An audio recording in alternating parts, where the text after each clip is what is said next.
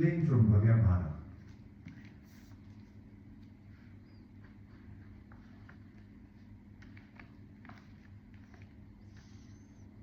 अब श्री नामदेव जी मंदिर के पिछवाड़े जाकर बैठ गए और भगवान से कहने लगे कि प्रभु, आपने यह बहुत ही अच्छा किया जो मुझ में मार लगाई, मेरे अपराध का दंड तुरंत ही दे दिया। अब नित्य नियम के अनुसार पद गाता हूँ, सुनो।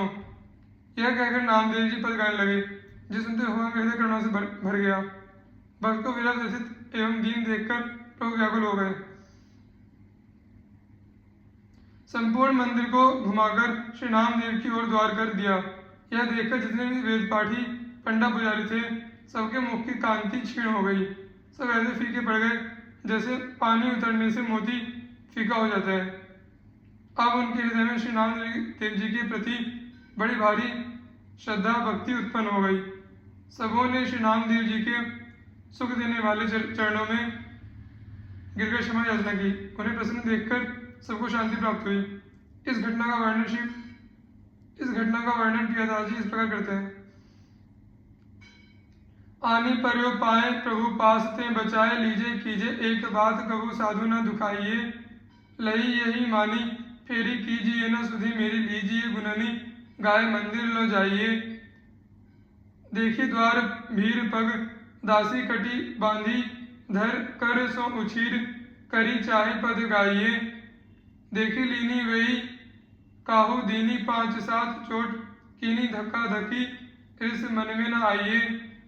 बैठे पीछे वारे जाई कीनी जो उचित यह, लीनी जो लगाई चोट मेरे मन भाइये। कान देके सुनो अब चाहत न और कछु, ठौर मोह को यही नित नेम पद गाइए। सुनत ही आनी करी करुणा विकल भय, फेरो द्वार इते कही मंदिर फिराइए।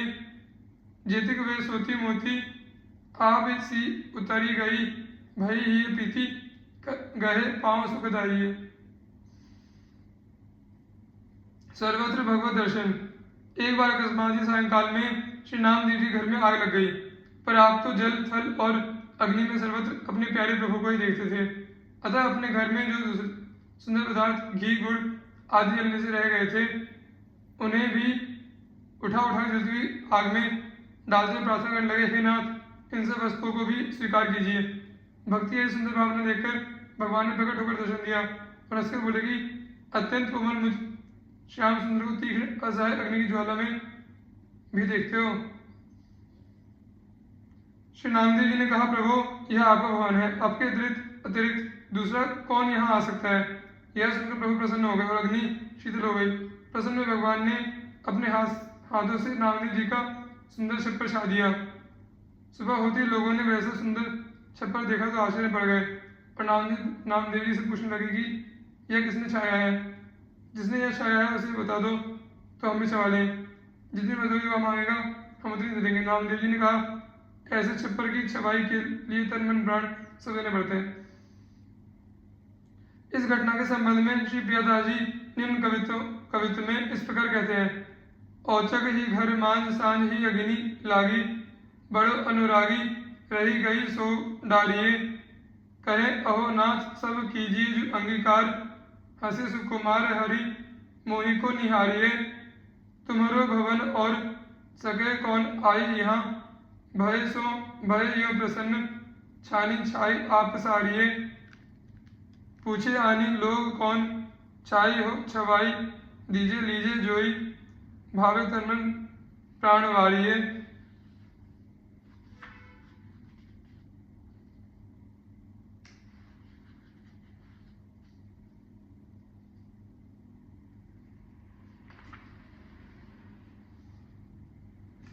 श्री नामदेव जी द्वारा तुलसीदास और राम नाम की महिमा का प्राकट्य। पंढरपुर में एक बहुत बड़ा धनी सेठ रहता था। उसके यहाँ तुलादान का उत्सव हुआ। उसने अपने को सोने तोलकर नगर के सभी लोगों को सोना दिया। सेठ ने लोगों से पूछा कि कोई रह तो नहीं गया। अब तब लोगों ने कहा, श्री नामदेव जी भगवान के बड़े प्रेमी संत हैं, वे रह गए हैं। सेठ ने कहा, उन्हें बुलाकर लाओ। सेठ के नौकर मुनीम बुलाने गए। दान ब्राह्मणों को दो, हमें कुछ भी नहीं चाहिए।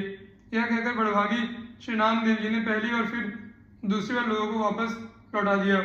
जाने से मना कर दिया।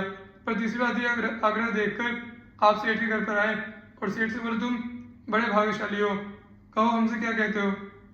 सेठ जी ने कहा, आप मेरे द्वारा दिए गए कुछ धन को स्वीकार कीजिए जिससे मेरा कल्याण हो। नामदेव जी ने कहा, तुम्हारा कल्याण तो हो गया, अब मुझे कुछ देने की आपकी प्रबल इच्छा है तो दीजिए।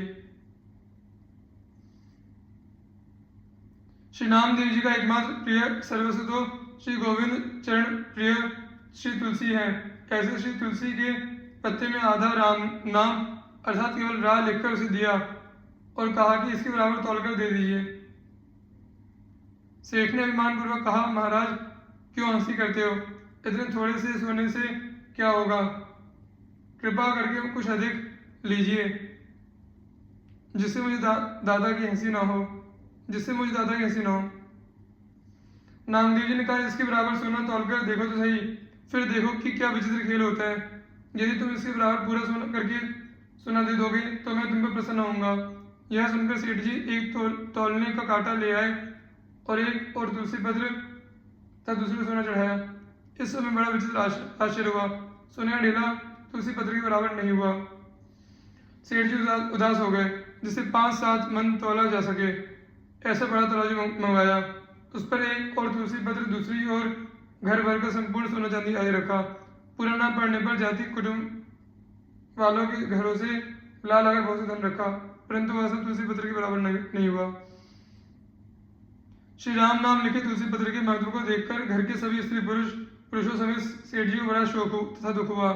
श्री नामदेव जी ने विचारा कि अभी तुलसी पत्र एवं श्री राम नाम की महिमा का पूरा अनुभव नहीं हुआ है, इसलिए वे बोले, आप लोगों ने जितने व्रत दान और तीर्थ स्नान आदि पुण्य कर्म किए हो उनका संकल्प करके जल डाल दीजिए। सभी लोगों ने पुण्यों का स्मरण करके संकल्प पढ़कर जल डाला, पर इस उपाय के करने से भी काम न चला। जिसे तुलसी पत्र रखा था वह पलड़ा अपने पैर भूमि में गाड़ रहा था। यह देखकर सभी लोग लज्जित हो गए और प्रार्थना करने लगे कि इतना ही ले लीजिए। श्री नामदेव जी ने कहा, हम इस तुच्छ धन को लेकर क्या करें, हमारे पास तो राम नाम धन है, यह धन उसकी बराबरी नहीं कर सकता। इस धन से कल्याण होना संभव नहीं है। नाम की और तुलसी की महिमा देखकर आज से इस धन को तुच्छ समझो और राम नाम रूपी धन से प्रेम करो। गले में तुलसी धारण करो, राम नाम जपो। यह कहकर श्री नामदेव जी ने सबके हृदय में भक्ति भाव भर दिया। सबकी बुद्धि प्रेम रस में भीग गई।